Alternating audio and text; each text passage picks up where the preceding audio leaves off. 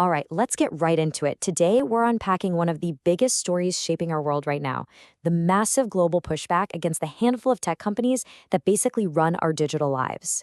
From the way you search online to the way you shop, the rulebook is being totally rewritten as we speak.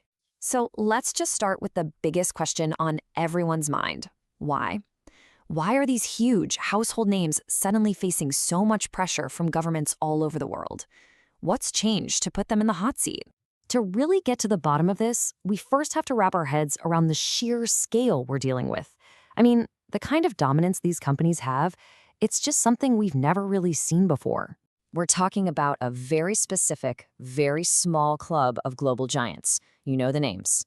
But their power isn't just in one industry. They've built these vast, interconnected ecosystems. Think about it. Google owns search, Amazon owns e-commerce, Apple has the App Store, Meta has our social lives, and Microsoft is a giant in cloud and AI. They're woven into the very fabric of our daily routines. Okay, and here is the absolute heart of the problem. The laws we have on the books to keep competition fair, they were written for a totally different world, a 20th century world. And trying to apply those old rules to the 21st century internet, well, it's like trying to fit a square peg in a round hole. Back in the day, with industrial monopolies like railroads or big oil, the harm was pretty obvious. They'd jack up prices and you'd feel it in your wallet. But today's digital platforms are a whole new ballgame. A lot of their services are free, right? So the harm is much more subtle. It's not about higher prices, it's about killing off new competitors, leaving us with fewer choices, and of course, what happens to all of our personal data. So how did they get so powerful? Well, a huge part of the answer is this concept called a network effect. Take Google search, for example. Every single time you search for something, you're actually helping their algorithm get a tiny bit smarter.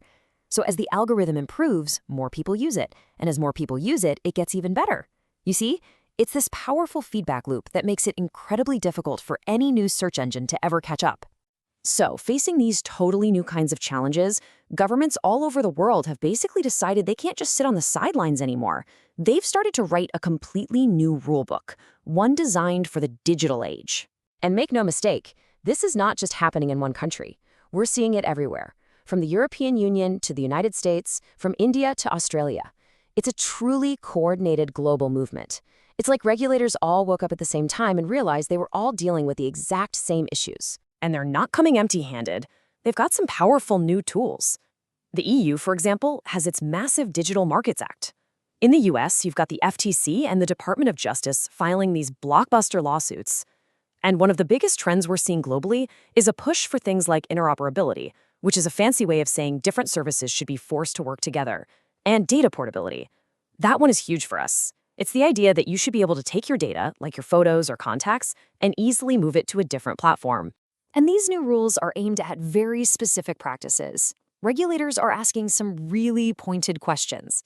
For instance, is it fair for Amazon to both run the marketplace and compete against the sellers on it? Are Apple's App Store fees just way too high? Is Google unfairly pushing its own products, like its flight and hotel search, to the top of the results? And with Meta, the big question is, did they buy companies like Instagram and WhatsApp just to snuff out the competition before it even started? And all of this, it brings us to the central dilemma. This is the really tricky, high-stakes question at the heart of this entire debate. Because regulating these companies isn't simple at all. It's an incredibly delicate balancing act. On one side, you have the strong argument for regulation. The worry here is that if these giants are left completely unchecked, they can just buy up or crush any cool new startup that might threaten them. That could lead to a future where we see less innovation and fewer big new ideas. But then, on the other side, there's a very compelling case for caution.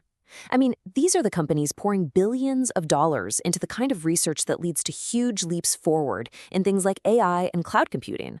The fear is that if you regulate them too aggressively, you might accidentally slow down all of that progress that we all end up benefiting from. So what's the ultimate goal?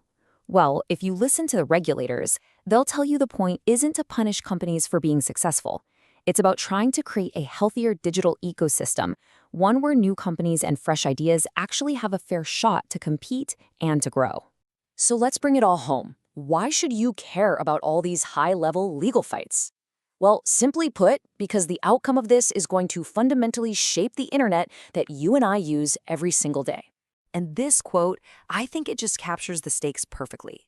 What we're watching unfold is so much more than some abstract legal argument. It's being called an economic and societal imperative.